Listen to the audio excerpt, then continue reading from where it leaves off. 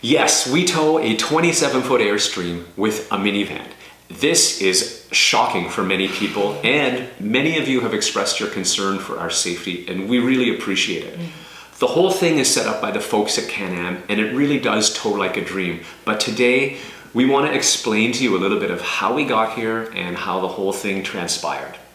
You know, I have to say, when you were saying that, I just realized our channel name, Phil&Zhen, is not a symbol, like a representative of what you will see in this channel. Right. It tells you who you're going to see, but not what you're going to see. We should really change the channel name, like to Weirdo Channel, or I don't know.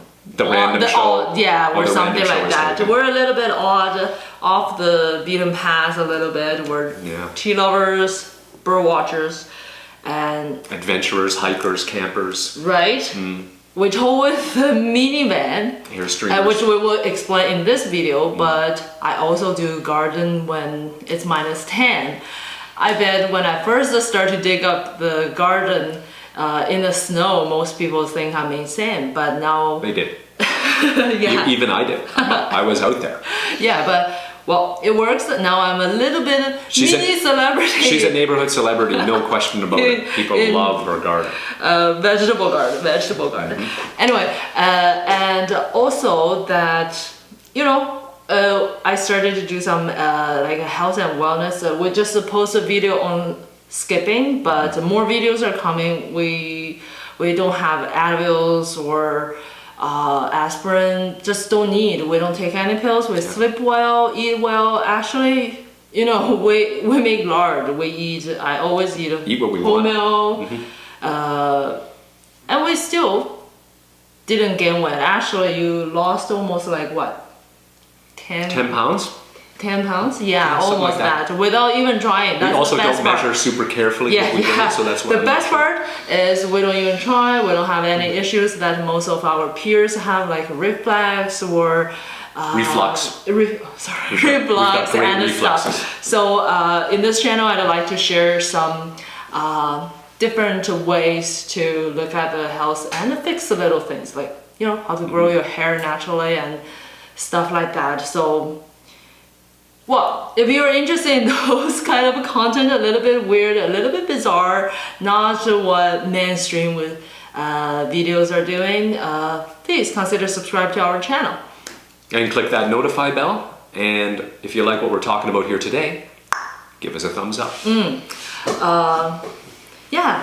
So talking about our towing thing, before we dive into the video, I want to make that very clear that we're not towing expert, and in this video is not about how to tow with the minivan. Our knowledge about towing is not there yet to really share with you about how to tow. We just want to do like our stories, how we end up here, what's our experience towing with this, and maybe just also explain to people that we didn't just come up with this idea and hit the road like maniacs. Like I think a lot of people really think that. So it all started about 4 or 5 years ago when we were not first interested in Airstream. I've always wanted an Airstream since I was little, but since we really got sort of serious about, okay, what would we have to do to actually get an Airstream?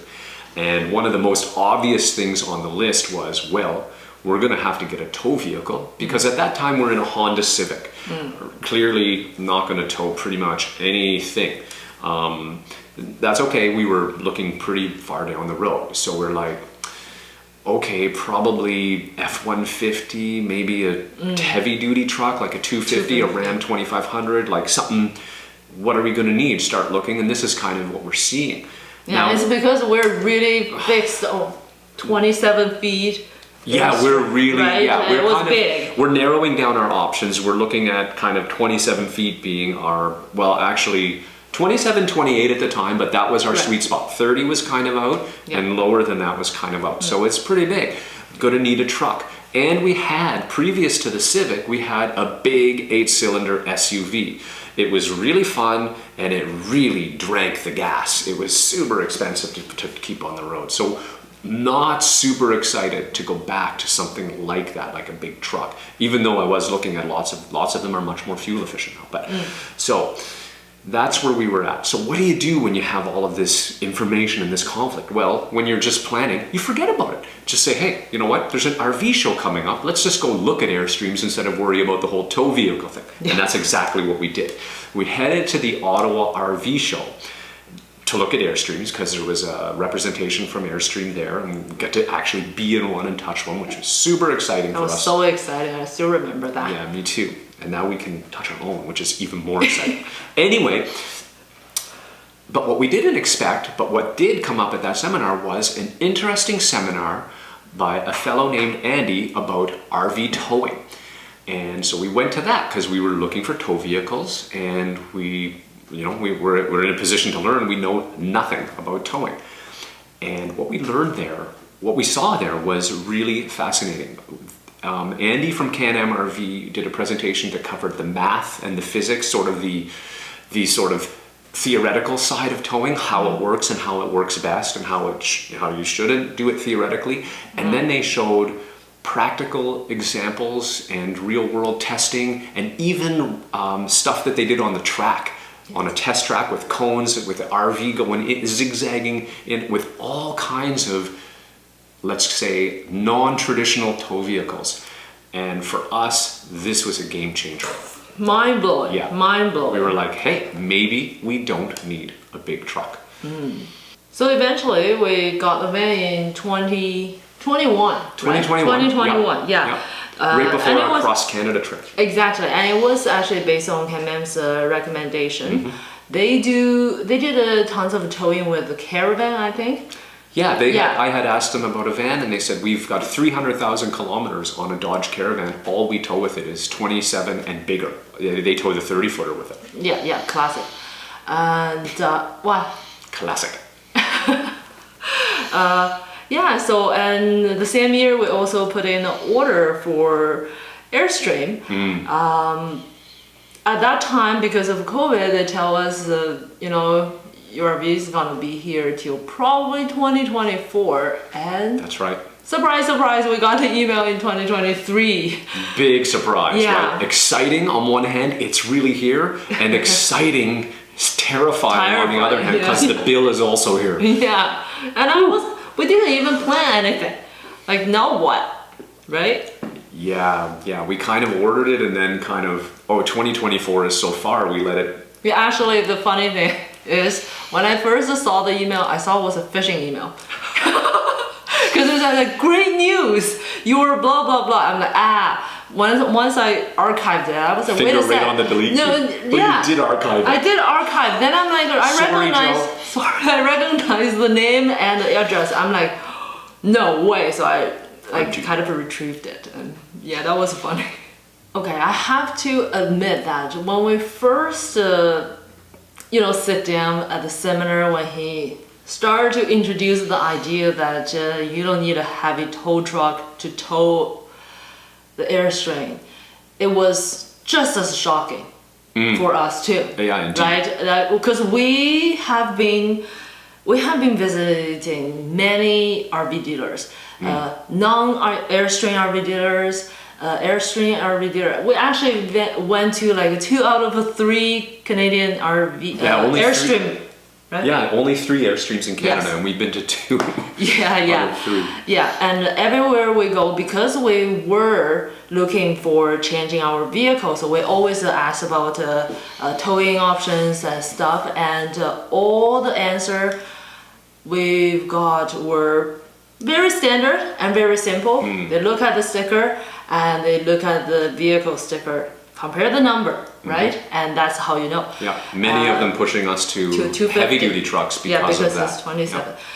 And actually, we even went outside Canada too. We also went to US, and because we've been watching the video from Colonial Airstream. Shout out to Patrick Bonicelli, the best Airstream walkthroughs ever. Yeah. Period. Yeah. And so that was super fun to go there. That was I know.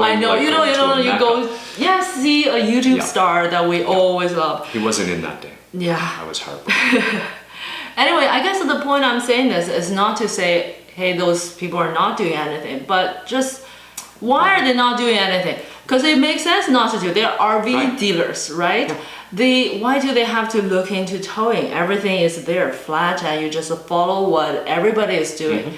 And so that also kind of contrasts with what KMM is doing is, why are they doing this? That's extra work to look into, to analyze, to test and everything about this towing thing that industry has its way. Yeah, you are challenging the whole thing. Yeah, and they're flying off the shelf. They're not. Cynical people might say, "Oh, well, it's just a way to boost sales." Believe me, they're like maxed out. So they don't need to do that. They just sell like hotcakes. If anything, it's just picking up liability. Yeah, I guess I'm trying to explain why I was willing to listen.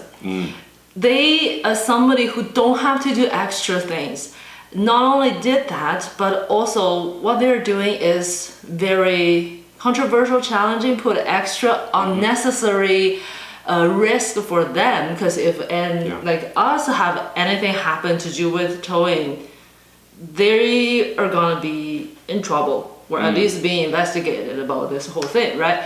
So for me, I feel like there's some genuine integrity, some seeking for truth, not really truth, but interested in more than, Well, no, and they explained it. For me as an engineer, again, we're not here to get into all the details and nitty-gritty, and frankly, I'm not even qualified, but they, as someone who can understand what they're saying, they explained it. They didn't just say, we'll just go with this. They went into how did it get here? How did the industry arrive in this situation? Why are the stickers reading this way? It all and also, how do they come up with their analyze? Like, I often say that metal sinks, but both flows, right? Engineering is real. You can engineer and analyze, and physics and math, everything adds up. And also the test. So, I don't know. I personally, I have this deep respect for people who look into something that could be controversial, and as well as supporting what they claim. Does that explain? But this is why I'm willing to listen to them, and they convince me with, logic. Then the question is, well, how does it feel? Now we're actually in it. We had this interesting seminar, really opened our minds. Now, admittedly, I don't have millions of kilometers under my belt towing. Admitted noob, but how does it feel so far? Let me share with you how it's been going. Obviously, easy road conditions are pretty easy, but our very first day coming back from picking it up, we got some torrential rain, like visibility altering rain, just coming down in buckets. Drive for the conditions like I would normally, and let me be clear, when I'm pulling, I am not driving like I drive normally. I don't drive like a maniac, but I think you would all agree, you're more... You're towing.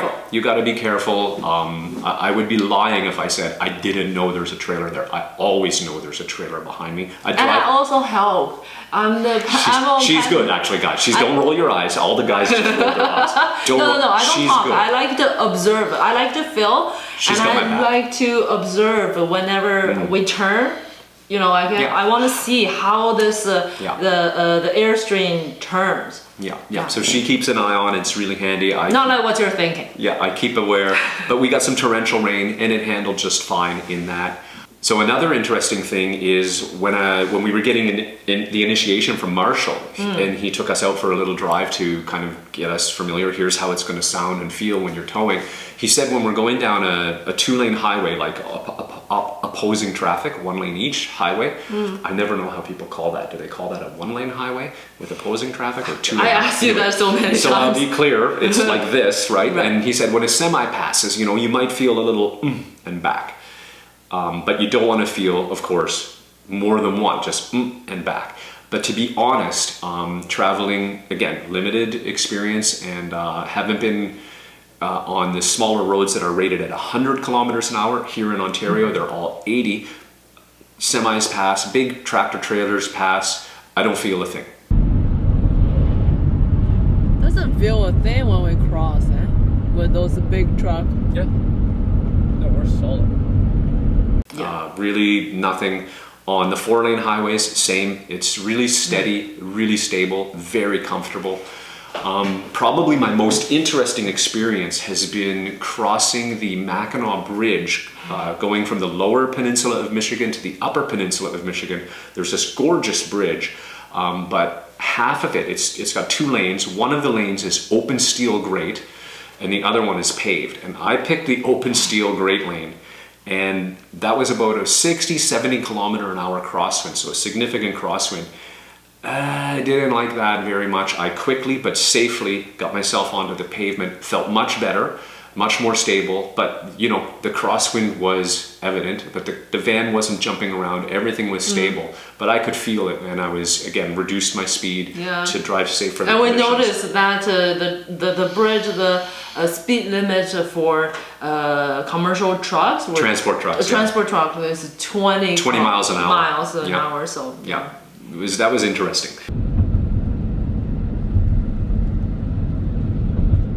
The wind is just blowing down the straight here, fiercely in my left ear. And I'm steady, I feel okay, but I'm gonna hold this construction speed of 45 and just take it, you know, slow. I see a box truck up ahead with his 4-ways on. And yeah, all the big trucks are taking her slow. Oh, they're supposed to go 20, that's why. I think I'm okay to go the normal speed limit. But I guess it's because of that crosswind that they recommend a lower speed. I'm going to slow her down a bit. Yeah, they're just crawling across. But again, I felt safe. We made it, no incidents, thank heavens. But that was, and that was a serious crosswind. And we've been in other crosswinds on the Ontario highways and the Quebec highways. Really windy. Yeah, there's very open farmland often, and you get a good crosswind, and you know, we're not feeling uncomfortable or unsafe. Right. I think I kind of understand. Like some people will say, "Oh, you guys are so new, you don't know what you're talking about." Again, like we were mentioning at the beginning, this is just to share what we know.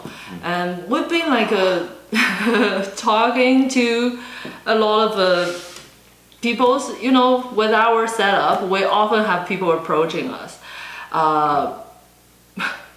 randomly. It's not too randomly sometimes, but there's some interesting example that really sticks out. You know, I think it was North Bay that when we were first time they'll refill the propane at the Canadian Tire. I remember that so well because that was our first time. Anyway, a gentleman, I think was named Dave, I think. Fellow walks up to us in the parking lot. Yes, we were really ready for that regular. You told this. This like, with that. This with that, which Joe warned us right before we pull out from Cayman. But anyways, he was shocked because he used a really heavy truck to tow his 27-foot. He actually upgraded from a regular pickup. So he also had a 27-footer, a different brand. But yeah, he was towing with a regular truck and upgraded to heavy duty. Said he still gets sway. So he asked me, and he was really cool about it. He wasn't like he just said, "How does it tow?" And I said, "Oh, it tows really great." And he said, "Well, obviously it's pretty good because you were here, because that was like middle of nowhere, the farms and really countryside place." So I mean, you know, it's not just about the bigger vehicle for towing. There is something. Otherwise, he wouldn't have much of the sway issues and stuff. And we also talked to Michael when we're in St. Thomas. That's very cool because, well, I'm telling you, if we're not enough to say this towing with Minivan is doable, he should have a lot of say to it because he used to have 250, I think was a 250. A pickup truck for sure. I don't recall. Anyway, and he switched to a caravan to tow, and he loved it. Just like when we talk about this, the same experience, smooth, really sturdy. The whole experience was great. And like he pointed out, similar to myself, when you're not towing, the mileage is great. Yes. When you're towing, though, it is about the same as a truck. Yeah, it's funny because you know, when you see somebody who pull that size of Airstream with a minivan, you pretty much instantly know that we're in the same family. We got that from Can-Am. Come from Can-Am. Yeah. Overall, we're really happy with our current setup. Truck is really not a thing for us. You know, if you live in the countryside with pickup truck, you have a lot of gears and stuff thrown in the back. But for us in the city, you know, the parking, it's just not a very useful vehicle for our lifestyle. And we have our van set up. Like we have a little office, like a living room set up in the back, and we can quickly change that up to sleeping like bedroom. We camp in it. During COVID, in fact, we even turned it into a little dining room when it was all the restaurants were closed, but all you can do is takeout. We would go and grab takeout, especially if we're not in our home city. You know, we were in Toronto. We did Toronto, yeah. Just grab some takeout, boom, come into the van. You've got the table, little candlelight, very romantic. Yeah, really awesome. We did a cross Canada trip in that little van and Gaspé months-long trip. Yeah, in fact, the van was planned like that as a pre-Airstream test training ground. That's why we find the Airstream so big. yeah, that was funny. So I mean, overall, I do wish that someday Honda would come out with like all-wheel drive would be super nice. Yeah, well, that would be great. And also, you know, we know that this kind of setup is really not for everyone. Like we went through the process of learning about it, finding out. It really worked for us. It was a breath of fresh air. But yes, and obviously this video is not to recommend you to say, go out and do this. You find what's working for you. Forgot to mention, this is very important. Double check with Pro, but if I didn't remember that wrong, this is quite Airstream specific. Because Airstream is aerodynamic. They do a lot of testings and stuff. It's real. It's not only just to save mileage, but the whole dynamic is different than other designs. Yeah, it depends on the shape and stuff. The guy, I remember that from the seminar. Right? And Am can give you all the details, or some towing experts. Yeah. So if if you want to try this, great. Consult an expert to get that set up properly for your safety for sure. And if you have any like other towing issues, I also think Can-Am is a great resource to consult. Back to that's not for everyone. I think we know that firsthand. We got a lot of peer pressure. The nice ones are all the friends and everybody who are just curious and ask. You pretty much have to explain that to every single person, right? And then you definitely would have some very aggressive people. It's just something, a part of the setup, I would say, the price to pay. Yeah, and you get approached, I noticed on our way home even, she's getting approached by lots of sort of, especially if I'm not around, the older guys will approach and say, hey, again, probably. Do you know your tow vehicle, tow capacity? Tow rating, do you know the ton weight? Yeah. Anyways, so that's something. So that's something, if you want to try it, just consider you will, be prepared for that. Somehow this video unconsciously become almost like a commercial advertising PR piece for Can-Am RV.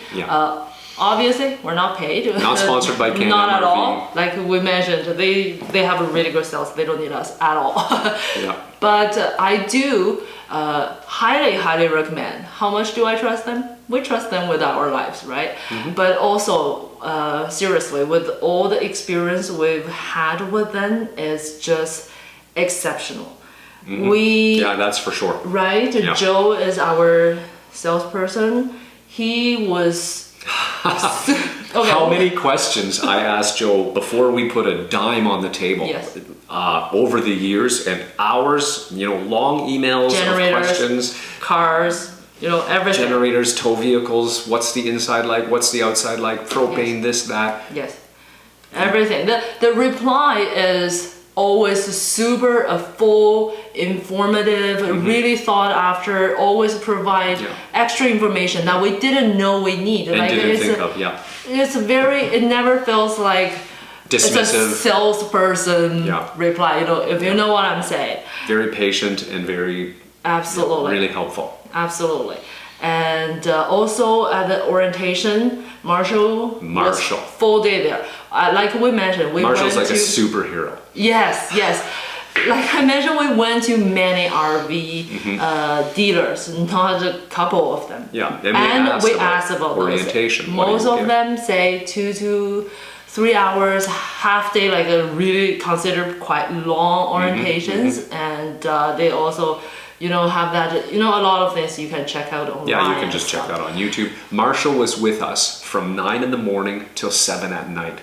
He went over every corner of that Airstream, the setup, hitching up, unhitching safely, a little test drive, how the propane systems work, every inch. Every little thing. I thought that was really helpful. We asked a lot of questions. Yes, because we're zero experience. That was really assuring for us to have somebody there and tell us all the little tricks and what are the things you have to keep an eye on. What are the things that is okay? Like just really awesome. Yeah, that was amazing. Oh, and I should shout out. Oh, did you have something? Go ahead. Yeah, I was gonna say, and Andy, obviously, I just love his style, very... So chill. So chill. Even, check out our video about the pickup. He's the guy who rescued us at the pickup and found our lost Airstream. So chill, got us set up, got us Don't comfy. worry guys, we'll get you that pull out and stuff. And when you talk about technical things, very well supported. He knows what he's talking about. Oh my god, that I just respect those kind of personality a lot. And also, I think the technicians who came out and fixed the little odds and sods for us, really helpful. Again, I quiz everybody. One of them showed me how to replace a rivet on my own, told me the tooling I would need.